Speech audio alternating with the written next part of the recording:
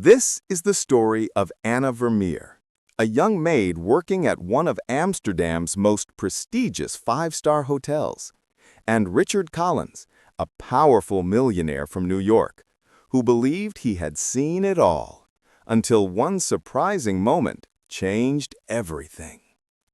Anna Vermeer was only 24 years old, but life had already shown her hardship. Her father had passed away when she was 16, leaving her mother and younger brother struggling to survive. Anna gave up her dream of becoming a teacher and took whatever work she could find. Eventually, she was hired as a maid at the Grand Imperial Hotel in Amsterdam. Her life was simple: cleaning suites, changing bed sheets, delivering laundry, and making sure wealthy guests had everything they needed. But despite the humble job, Anna had something very rare. She was exceptionally kind, polite, and spoke multiple languages fluently, including Dutch, German, French, and English. She never told anyone about her skills. To most people, she was just a quiet maid in a plain uniform, invisible in the glittering world of the rich. One summer evening, the Grand Imperial Hotel prepared for a VIP guest. Richard Collins, an American millionaire, was arriving for a week-long stay. Richard was well known in the business world, ruthless in negotiations, always surrounded by assistants, never smiling unless a deal was won. People called him the Ice King because nothing seemed to impress him. When he checked into the hotel, staff rushed around nervously. His suite was enormous, filled with luxury. Richard barely acknowledged anyone, except for a brief glance at Anna, who was quietly setting fresh flowers on the table. For Anna, he was just another guest. She had seen plenty of wealthy people who looked down on hotel staff, and she didn't expect anything different from him. 3 days later, something unusual happened. Richard was in his suite preparing for an international video call with business partners in Europe. But just before the call started, his phone rang. Richard was in the shower and shouted, "Someone pick that up!" Anna happened to be in the room, finishing up the cleaning. She hesitated. Maids weren't supposed to touch the guest's phone, but the phone kept ringing urgently. Finally, with trembling hands, she answered. "Goedemiddag. Met wie spreek ik?" "Good afternoon. Who am I speaking with?" she said in fluent Dutch. There was silence on the other side, then rapid Dutch speech poured out. The caller was one of Richard's European business partners who didn't speak English well. Without missing a beat, Anna calmly took notes, answered politely, and promised that Mr. Collins would return the call shortly. When Richard came out of the shower, Anna nervously explained what had happened and handed him the notes she had taken, in perfect Dutch, translated smoothly into English. For the first time in years, Richard's icy expression melted into surprise. You speak Dutch? Fluently?" "Yes, sir, and some German and French as well."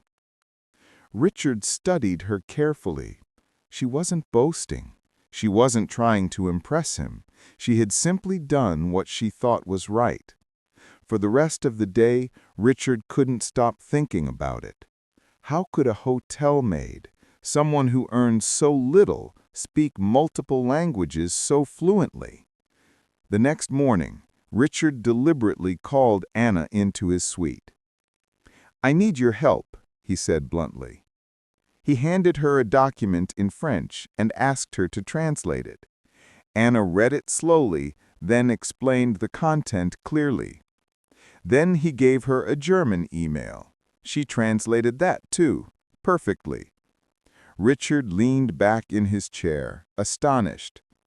"Do you realize what you just did? You handled documents that some of my highly paid assistants would struggle with." Anna smiled politely. "I just studied a lot, sir. Languages were always my passion." Richard frowned. "Then why are you working as a maid?" Anna lowered her eyes. Because passion doesn't pay the bills, Mr. Collins. My family needed me. Dreams had to wait. That night, Richard couldn't sleep. He thought about Anna's honesty, her humility, and her hidden brilliance. Unlike many people he dealt with, she wasn't chasing wealth or power. She was simply doing her job, quietly and with dignity. The next day, Richard did something no one expected. He called Anna again and said, "I want you to work for me." But Richard wasn't done. He invited Anna to dinner at the hotel restaurant and gave her a test.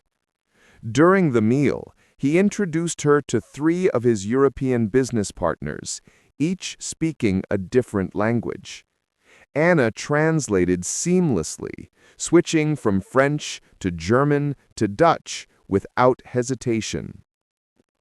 The businessmen were impressed. Richard watched closely, not just her skills, but her character. She was respectful, humble, and didn't try to show off. After the dinner, Richard made his decision. Anna blinked in shock. "Sir, work for you?" "Yes, not as a maid, as my personal interpreter and cultural advisor. You have talent that's being wasted here." Anna was speechless. She had never imagined such an opportunity. "Anna," he said, "I'll be direct. I want to sponsor your education. University, language studies, whatever you want. And when you're ready, I want you on my team, not as an employee, but as a partner in my European branch." Anna's eyes filled with tears. For years she had sacrificed everything for her family, believing her dreams were over. And now, out of nowhere, this chance appeared. "But why me?" she whispered. Richard looked at her steadily. "Because you reminded me of something I had forgotten. True talent can come from anywhere, and kindness matters more than ambition. When you answered that call in Dutch, you didn't do it for recognition. You did it to help. That's the kind of person I need by my side." Within months, Anna's life changed completely. Richard sponsored her studies in linguistics and international relations. She traveled with him across Europe, handling negotiations, translating complex contracts, and earning respect wherever she went. The staff at the Grand Imperial Hotel couldn't believe it. The quiet maid in the simple uniform was now flying first class, dining with world leaders, and representing one of the most powerful businessmen in America. But Anna never forgot her roots. Every month, she sent money home to her mother and brother, ensuring they lived comfortably. And she always treated hotel staff and waiters with the same kindness she once showed as a maid. 2 years later, Richard held a major press conference in Amsterdam. His new European headquarters had just been completed, and standing beside him was none other than Anna Vermeer, no longer a maid, but the official director of European operations. When reporters asked about her sudden rise, Richard smiled and said, "Sometimes the most valuable person in the room isn't the one in the suit, it's the one you almost overlook. Anna was once a maid who answered a phone call.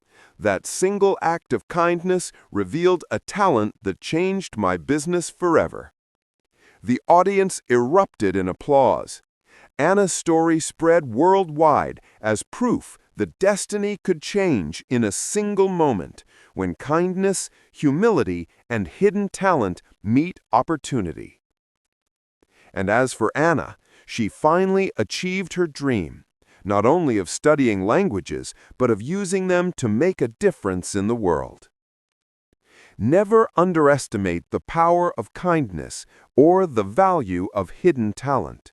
One small action can change your life forever.